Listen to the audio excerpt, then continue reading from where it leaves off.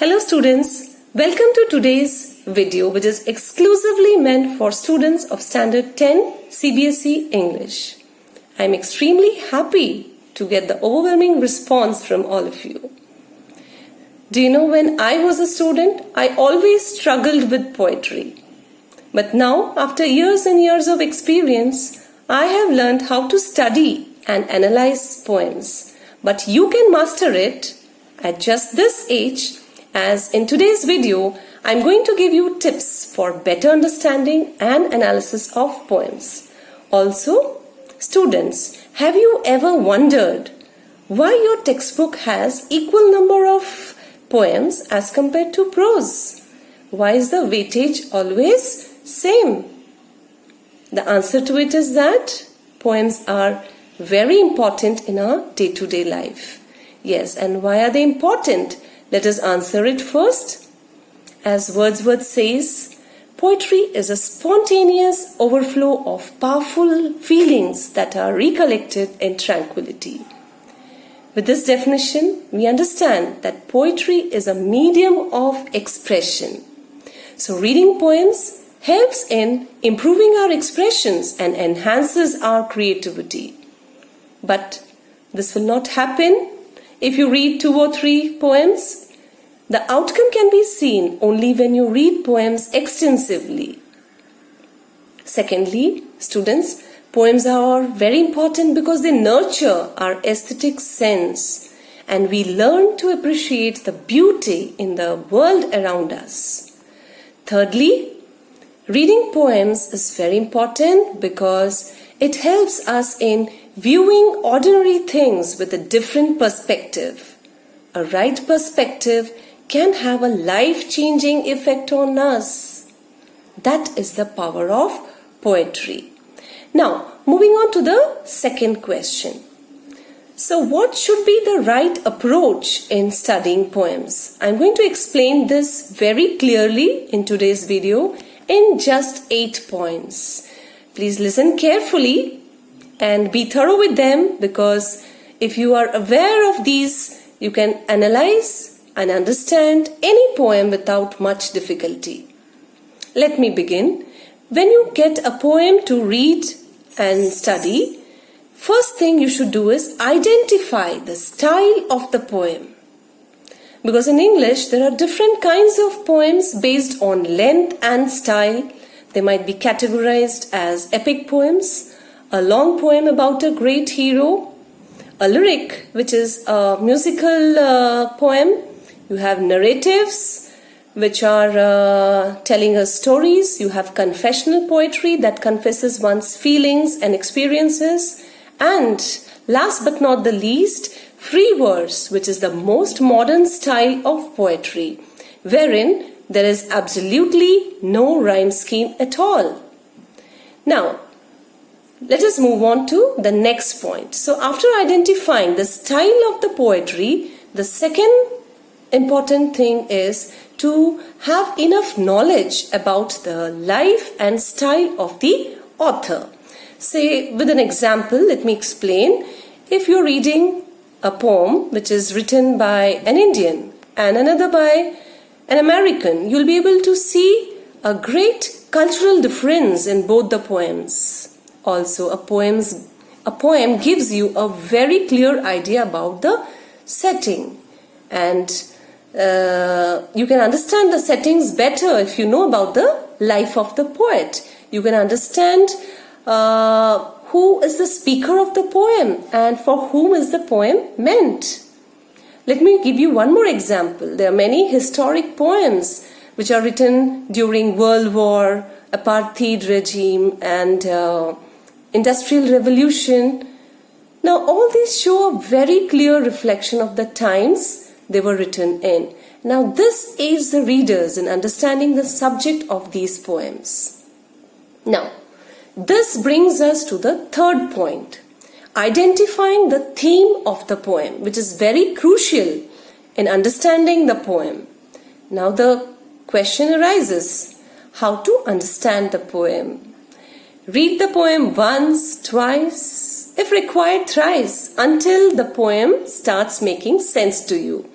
Students, a wonderful tip for you to understand poem is you should paraphrase the poem by writing it in an ordinary language. Many times poets write poems in a very distorted word order. They might employ inversion at times, taking liberty of the poetic license. Now you need to understand what are the hidden words in the poetry, the omitted words, because there are many unsaid words, many gaps that you need to fill and understand. So write down each paragraph in your own words. That is called paraphrasing. When you do it, you are actually summarizing the poem. When you do it for the entire poem, you are ready with a summary of the poem. Now, the next point, the fourth point, and the most important point is the analysis of the poem by identifying the figures of speech or the poetic devices. Students, you need to be aware of these poetic devices. These are special techniques employed by the poets to make the poem appeal to the audience by making the poem more interesting, engaging, and sensual. In other words, these poetic devices garnish the poem, making it away from the ordinary language. Some commonly employed poetic devices are alliteration, simile, metaphor, repetition, antithesis, and so on. So if you are aware of these figures of speech, please study them in detail. Be aware of them, because if you know what these figures of speech are, you will be able to decipher the figurative use of these. And that will help you to understand the poem again. And they are very important from exam point of view as well. Let us move on to the fifth point. Identifying the rhyme scheme. Now, to understand what is a rhyme scheme, you should know what is a rhyme. The correspondence of sound between words is called as rhyme, especially the correspondence of sound between the end words of the lines. That makes a rhyme. And when this rhyme follows an ordered pattern, it is called as rhyme scheme. Some commonly used rhyme schemes are AA, BB, CC, or AB, C, ABC, and so on. Now, after identifying the rhyme scheme comes the sixth point, identifying the mood of the poem. Yes, even the poem has a mood, and it can be cheerful as seen in limericks, or ominous, provocative, fearful, festive, or brooding. Now here, let me tell you this. After understanding the mood of the poem, as readers, you need to understand the shift in the mood, which may be from one para to another, or it may be from the beginning of the poem towards the end. For example, in the poem, Slumber Did My Spirit Seal, the poem began with a sullen mood. But towards the end, we saw that the sullen mood changed into a happy one.